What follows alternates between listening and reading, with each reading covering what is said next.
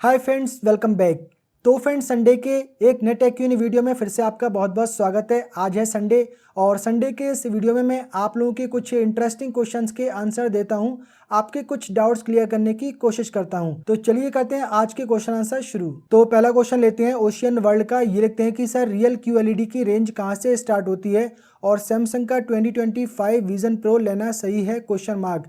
देखिए, real QLED या genuine QLED की अगर बात करें तो सैमसंग के ही आपको एक जेन्युइन QLED मिल जाते हैं, जिसमें आपको श्योरिटी होती है कि आपको ये जेन्युइन QLED टीवी ही मिलेंगे। हालांकि अगर QLED टीवी की रेंज की बात करें तो बजट कैटेगरी के बहुत सारे ब्रांड 55 इंच के QLED टीवी 30,000 रुपीज़ अप्रॉक्स में सेल कर रहे हैं। लेकिन जेन्युइन QLED टीवी अगर आपको परचेज़ करना है तो सैमसंग के ही QLED टीवी परचेज़ करें और starting range TV model purchase कर लें, जो कि काफ़ी कम प्राइस में मिल जाते हैं। जैसे कि सैमसंग का 2025 का vision AI QLED smart TV है, वो परचेज़ कर सकते हैं। इसका 55 इंच का variant I think 48,000 rupees approx में मिल जाएगा, डिस्काउंट वगैरह लगाकर। तो अगर जेन्युइन QLED टीवी की रेंज अगर देखें तो आप मानकर चलिए कि 55 इंच के वेरिएंट से 50,000 रुपीज़ तक में मिल जाता है। 43 इंच के वेरिएंट की तरफ आप जाएंगे तो वो आपको आई थिंक 38 और 40,000 रुपीज़ में मिल जाएगा। नेक्स्ट कमेंट लेते हैं वी सीरीज 711 का। ये लिखते हैं कि इन्होंने हाईसेंस टीवी परचेज किया था 28,999 रुपीज़ में। कुछ ही मंथ में वो चलना बंद हो गया। रिलायंस रेस्क्यू प्लान ने इन्हें 36,237 रुपीज़ की कोटेशन दी उसको रिपेयर करने की। मतलब इन्होंने टीवी परचेज किया था 29,000 रुपीज़ में, लेकिन रिपेयर करने की कॉस्ट आ रही थी 36,000 रुपीज़। उसका जो पैनल था टीवी का वो फेल हो गया था और मदरबोर्ड भी उसका फेल हो गया था। लेकिन उसी टीवी को अगर ये एक्सचेंज कर रहे थे तो उन्हें 300 रुपीज़ में वो एक्सचेंज टीवी आई थिंक किया जा रहा था। तो देख सकते हैं कि इसी टाइप के जो ये थर्ड पार्टी एक्सटेंडेड वारंटी वगैरह प्लान होते हैं, रेस्क्यू प्लान होते हैं, टोटल वारंटी प्लान होते हैं, ये सब एक तरीके का स्कैम ही है। बहुत ही कम केसेस में ये लोग जेन्युइन रिपेयर करके देते हैं जेन्युइन प्राइस में, लेकिन ज़्यादातर केस में इस तरीके के प्रॉब्लम ही देखने को मिलती हैं कि आपने सब कुछ पे किया हुआ है लेकिन उसके बाद भी ये आपसे एक्स्ट्रा पे करने के लिए बोलते हैं कि भाई इसमें उनकी कोई गलती नहीं है, या जो भी कंडीशन वहाँ पर वो लगा के रखते हैं। तो इन चीज़ों से बच के ही रहना चाहिए, तभी अच्छा है। कभी भी ये third party extended warranty plan वगैरह नहीं लेना चाहिए। नेक्स्ट एक कमेंट लेते हैं 1 मिलियन गेमिंग शॉट्स का। ये लिखते हैं कि कोई मत खरीदना, बहुत ही बेकार टीवी है। 55Q6C मोशन इशू है बहुत ज़्यादा, डोंट बाई इट। तो ये यहाँ पर बात करें TCL 55Q6C mini LED TV के बारे में कि भाई इसमें मोशन का इशू है, मतलब इसमें जो ब्लर वगैरह दिख रहा होगा, रिफ्रेश रेट इसका ठीक से काम नहीं कर रहा होगा, तो वो प्रॉब्लम इसमें बता रहे हैं। तो भाई आप चाहें तो इनकी एडवाइस पे गौर कर सकते हैं अगर आप ये टीवी परचेज करने का सोच रहे हैं तो। नेक्स्ट कमेंट लेते हैं अनिलेश गायकवाड़ जी का। ये लिखते हैं कि मिनी LED टीवी में डिमिंग जोन बहुत इंपॉर्टेंट होता है जो पिक्चर क्वालिटी बेहतर बनाता है। ज़्यादा डिमिंग जोन यानी कि ज़्यादा LED मिनी लाइट, सो ज़्यादा प्राइस, सो हमेशा मिनी LED टीवी को डिमिंग जोन से कंपेयर करें।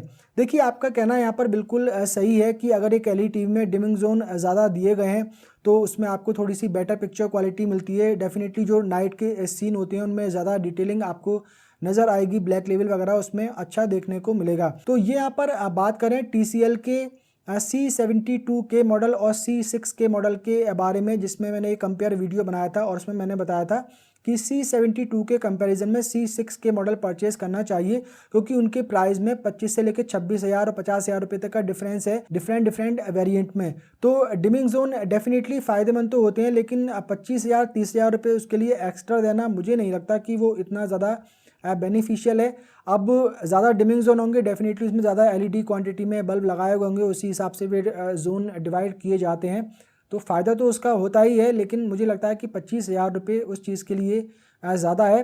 पिक्चर क्वालिटी पे कोई इतना फ़र्क भी देखने को, बहुत बड़ा फ़र्क आपको ज़रा देखने को नहीं मिलता है कि पिक्चर क्वालिटी जो है वो नेक्स्ट लेवल ही आपको मिल रही है। डेफिनेटली वहाँ पर 17-20 का फ़र्क कह लीजिए, 18-20 का फ़र्क तो पिक्चर क्वालिटी में आएगा ही, लेकिन प्राइस के अकॉर्डिंग अगर देखेंगे तो C6 के ज़्यादा वैल्यू फॉर मनी है। डेफिनेटली उसमें डिमिंग जोन कम मिलते हैं। नेक्स्ट एक कमेंट लेते हैं सलीम क्रांति जी का। ये लिखते हैं कि बहुत ही अच्छा लगा, इन्फॉर्मेशन लगा वीडियो। वॉल में ग्रे कलर डायरेक्ट पेंट करने से होगा कि नहीं? ग्रे कलर ग्लॉसी में या मैट में?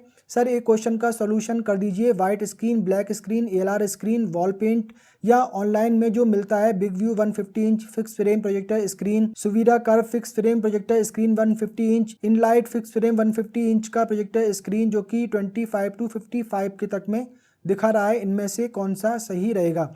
देखिए आप ग्रे पेंट करके वॉल पे यूज़ कर सकते हैं, काफ़ी बढ़िया पिक्चर क्वालिटी उसमें मिल जाती है। ग्लॉसी पेंट यूज़ नहीं करना है, आप कोई भी grey matte colour paint use कर सकते हैं, नॉर्मल कोई भी पेंट आप परचेज़ कर सकते हैं, लेकिन स्पेशल स्क्रीन कोटेड पेंट आता है वो आप यूज़ करेंगे तो आपको थोड़ी सी उसमें बेटर पिक्चर क्वालिटी मिलेगी।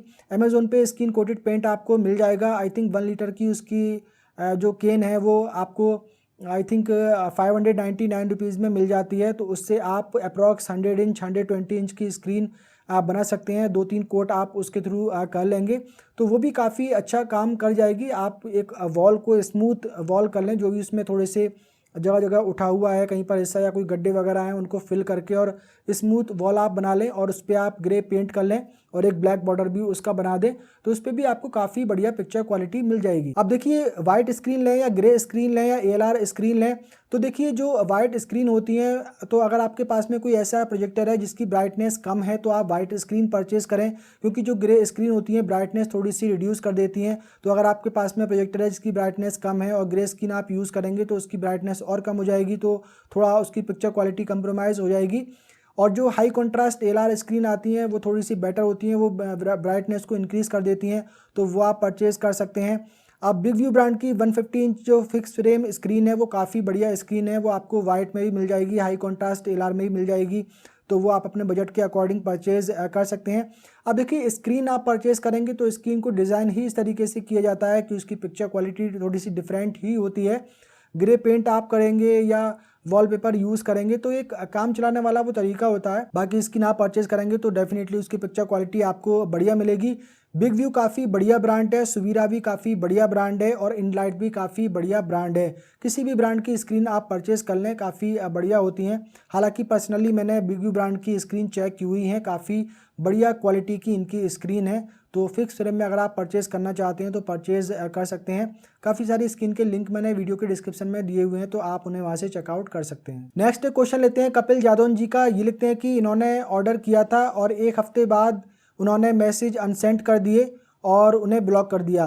तो ये यहाँ पर बात कर रहे हैं फैशन हब नाम से एक इंस्टाग्राम पेज है जिसपे कि लेडीज सूट सेल किए जाते हैं, तो वो स्कैम कर रहे हैं। अपने इसके जो इमेजेस वो सूट की दिखाते हैं वो कुछ और ही दिखाते हैं, लेकिन जब एक्चुअल में भेजते हैं तो वो बहुत ही लो क्वालिटी का सूट भेज देते हैं और पैसे चार्ज करते हैं वो एक अच्छी क्वालिटी के सूट के। और बात ऐसे करेंगे वो आपसे कि बिल्कुल एकदम जेन्युइन है, लेकिन एक बार आपके पास में सूट पहुंच जाएगा, उसकी क्वालिटी ख़राब होगी और उसे आप रिटर्न करना चाहेंगे तो ये रिटर्न नहीं करेंगे। मैसेज जो अपने सेंड करते हैं वो सारे डिलीट कर देते हैं, अनसेंड कर देते हैं और आपको ब्लॉक भी कर देते हैं। तो इस टाइप के इंस्टाग्राम और फेसबुक पे बहुत सारे पेजेस देखने को मिल जाएंगे, डिफरेंट आइटम वो सेल करते हैं।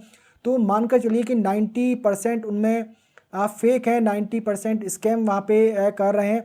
अगर मान लिया कि एक दिन में 100 लोगों ने ऑर्डर किया तो 10 लोगों को ही वो ऑर्डर भेजते हैं, बाकी 90 के पैसे वो खा जाते हैं। ऐसी बहुत स्कैम चल रहे हैं, लेकिन उन पर बिल्कुल भी हमारी गवर्नमेंट की नज़र नहीं है। पता नहीं क्या बिल्कुल भी मतलब उनको कह सकते हैं कि उनको रोकने के लिए कुछ भी नहीं किया जा रहा है। बहुत इस तरीके की वेबसाइट बन गई हैं, मैंने खुद मेरे पैसे कई बार फंस चुके हैं इस फैशन हब के पेज पे। मेरी सिस्टर ने सूट परचेज़ किया था तो वो उनका उसमें लॉस हो गया 2200 रुपये का। और भी मैंने 1-2 वेबसाइट से कुछ आइटम परचेज़ किए थे, वो मेरे आज तक ना पैसे रिफ़ंड आए ना मुझे वो आइटम ही मिले। तो भाई इन सब चीज़ों से जो है बच के रहना चाहिए। नेक्स्ट क्वेश्चन लेते हैं मेहर जी का। ये लिखते हैं कि ऑनलाइन लें या ऑफलाइन और एक्सटेंडेड वारंटी किसका लें, वीएसपी का या फिर फ्लिपकार्ट अमेजोन में जो देते हैं उसमें कौन सा भरोसेमंद है। देखिए टीवी जहाँ पर भी आपको सस्ता मिल रहा हो वहाँ से आप परचेज़ कर लें, सब जगह प्राइस चेक कर लें। ऑफलाइन में सस्ता मिल रहा हो तो ऑफलाइन से ले लें और ऑनलाइन में सस्ता मिल रहा हो तो ऑनलाइन से परचेज़ कर लें, कोई ऐसी प्रॉब्लम वाली बात नहीं है। अब वारंटी भी आपको एक्सटेंड करवानी है तो देखिए डायरेक्टली ब्रांड से आप अगर वारंटी एक्सटेंड करवाएंगे तो बेटर होता है। TCL की तरफ से जब टीवी इंस्टॉल करने के लिए आएँ तो उस टाइम पे आप उनसे वारंटी एक्सटेंड करवा लें। बाकी आपको थर्ड पार्टी जो वारंटी एक्सटेंड करने वाले कंपनीज़ हैं तो आप उनसे ना कराएं तो अच्छा ही है, क्योंकि काफ़ी प्रॉब्लम देखने को मिलती है, काफ़ी कंप्लेन आती है कि भाई वो वारंटी क्लेम देते ही नहीं है। कई तरह की कंडीशन वहाँ पर वो बता देते हैं कि हम ये कवर नहीं करेंगे, वो कवर नहीं करेंगे, ये आपकी गलती से हुआ है, ये इसमें हम कुछ नहीं कर सकते। तो वो उसमें पैसे वेस्ट ना करें तो अच्छा ही है, आप टीवी डायरेक्ट परचेज़ कर लें। और TCL की तरफ से इंस्टॉलेशन के लिए आए तो आप उनसे पूछें कि वो क्या प्राइस वारंटी एक्सटेंड करने का ले रहे हैं, तो उनसे आप करा सकते हैं, और बाकी आप थर्ड पार्टी की तरफ ना जाएं। नेक्स्ट क्वेश्चन लेते हैं जाहिद खान जी का। ये लिखते हैं कि व्यू मास्टरपीस 2025 में क्या नाइट सीन डल दिखेंगे, प्लीज़ रिप्लाई, और डार्क रूम में पिक्चर डल दिखेंगी, प्लीज़ रिप्लाई। जाहिद खान जी देखिए, ऐसा कुछ नहीं है कि व्यू मास्टरपीस टीवी में आपको नाइट में सीन डल दिखेंगे। ऐसा क्यों होगा, मुझे समझ में बात यहाँ पर नहीं आई। आप किस रीज़न से यहाँ पे पूछ रहे हैं, तो आप चाहें डार्क रूम में देखें या लाइट ऑन करके देखें, आपको पिक्चर क्वालिटी काफ़ी बढ़िया मिलेगी। डेफिनेटली जो IPS पैनल वाले टीवी होते हैं तो वो अगर लाइट ऑन करके आप देख रहे हैं तो वो आपको अच्छे दिखते हैं, लेकिन अगर डार्क रूम में IPS पैनल वाले आप टीवी देखते हैं और कोई नाइट का सीन आता है तो थोड़ा सा आपको उसमें ग्रे शेड नज़र आता है स्क्रीन पे, फुल ब्लैक आपको वहाँ पर देखने को नहीं मिलता है। तो जो टीवी आप परचेज़ करेंगे अगर इसमें IPS पैनल होगा तो आपको ये थोड़ी बहुत प्रॉब्लम इस तरीके की देखने को मिल सकती है। हालांकि आजकल IPS पैनल भी काफ़ी इम्प्रूव हो चुके हैं, तो उसमें भी आपको ऐसी कोई ज़्यादा खास इशू देखने को नहीं मिलता है। अगर VA पैनल है तो उसमें इस तरीके की प्रॉब्लम डार्क रूम में नहीं आती है, लेकिन VA पैनल के व्यूइंग एंगल अच्छे नहीं होते हैं, तो थोड़ा बहुत आपको दोनों ही पैनल में कंप्रोमाइज़ तो करना पड़ता है। तो व्यू मास्टरपीस 2025 बढ़िया टीवी है, आप डेफिनेटली इसे परचेज कर सकते हैं, इस तरीके का कोई इशू इसमें नहीं आएगा। नेक्स्ट एंड लास्ट कमेंट लेते हैं रूमी देव जी का। ये लिखते हैं कि इन्होंने तोशिबा 55 इंच टीवी परचेज किया था और उसमें फ्लिकरिंग का इशू आ रहा था। इन्होंने सर्विस सेंटर से कांटेक्ट किया तो सर्विस सेंटर ने बताया कि इसके पैनल में प्रॉब्लम है और इसका पैनल रिप्लेस करना पड़ेगा।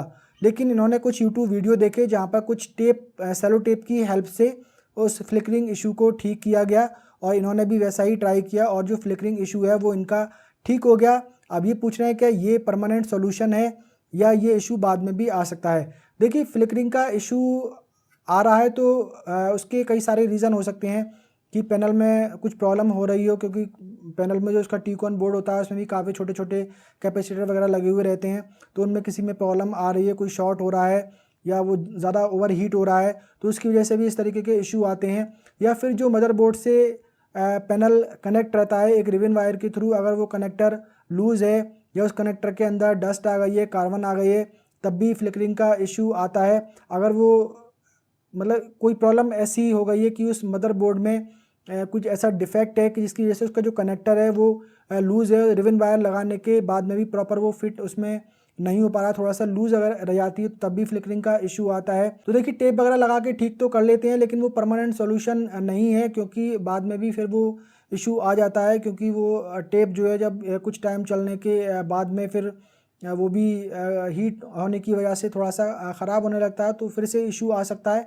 तो आप बेटर है कि अगर आपका टीवी वारंटी में है तो आप इसका पैनल रिप्लेस करवा लें। तो फ्रेंड्स, आज की क्वेश्चन आंसर का सिलसिला यहाँ पर ख़त्म करते हैं। उम्मीद करता हूँ ये वीडियो आप लोगों को पसंद आया होगा। पसंद आया हो तो वीडियो को लाइक कर दीजिए, शेयर कर दीजिए। अगर आपने पहली बार हमारे चैनल पर विजिट किया है, चैनल को सब्सक्राइब कर लीजिए, बेल आइकन को भी प्रेस कर दीजिए। मिलते हैं किसी अगले वीडियो में, तब तक के लिए बाय बाय।